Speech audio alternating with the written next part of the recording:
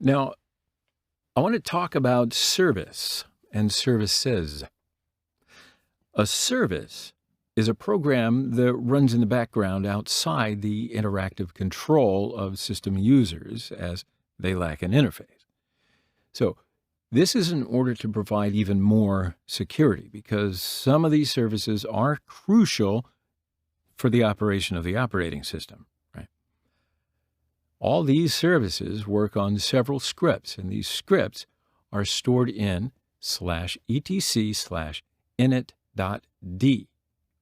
Okay, so this init.d is a daemon, which is the first process of the Linux system. To manage Linux services, you can use service and systemctl commands. You can learn the current status of services using the status all parameter. Service and systemctl commands are used to start, check the status of, and stop services. If the service is correctly configured, it'll start. Now, in Linux, there are several services that can be started and stopped manually in the system. Some of those services are SSH, HTTP, Tor, Apache, these kinds of things.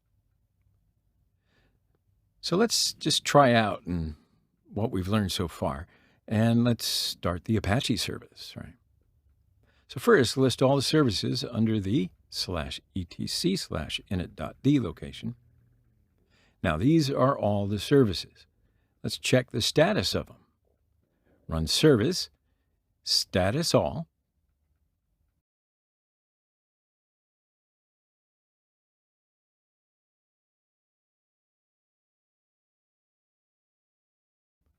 Okay, so plus signs mean that the service is active. The minus sign means it's not active. If you do want to check the status of a specific service, for example, Apache service, use the systemctl status command.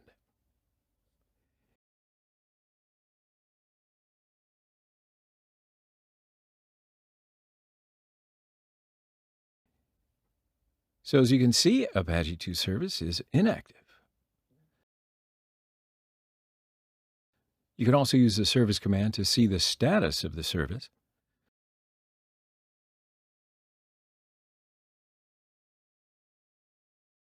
So let's start the Apache service, run service Apache 2 start.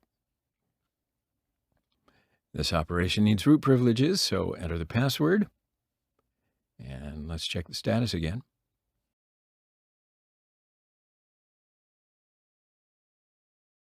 All right, so you see it's running now. So Apache is the world's most popular cross-platform HTTP web browser to deploy and run web applications or websites. We can display the default page of the Apache server on the web browser.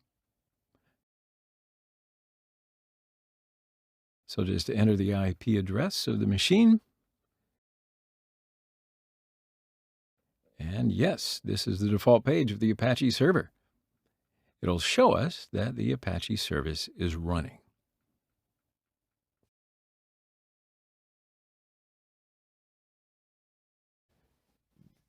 Now, a user is an entity in a Linux operating system that can manipulate files and perform several other operations.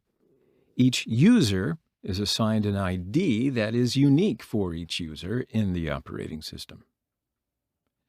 Single user, single task. Well, just as the name implies, this operating system is designed to manage the computer so that one user can effectively do one thing at a time. The Palm OS, if you remember that, for Palm handheld computers, is a great example of a modern single-user, single-task operating system. Single-user multitasking. So this is the type of operating system most people use on their desktops and laptop computers today.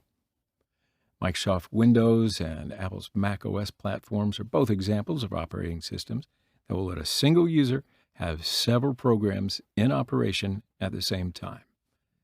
Kind of take that for granted these days. But I'll give you an example. It's entirely possible for a Windows user to be writing a note in a word processor while downloading a file from the internet, while printing the text of an email message. Multi-user multitask operating systems allows many different users to take advantage of the computer's resources simultaneously.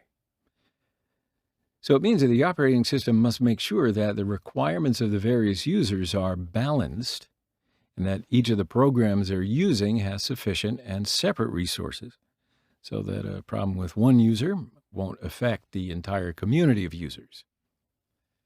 Unix, VMS, and mainframe operating systems such as MVS, these are some examples of multi-user operating systems. RTOS, RTOS, or real-time operating systems, well, these are used to control machinery, scientific instruments, as well as industrial systems. An RTOS typically has very little user interface capability and certainly no end-user utilities, since the system will be pretty much a sealed box when it's delivered for use.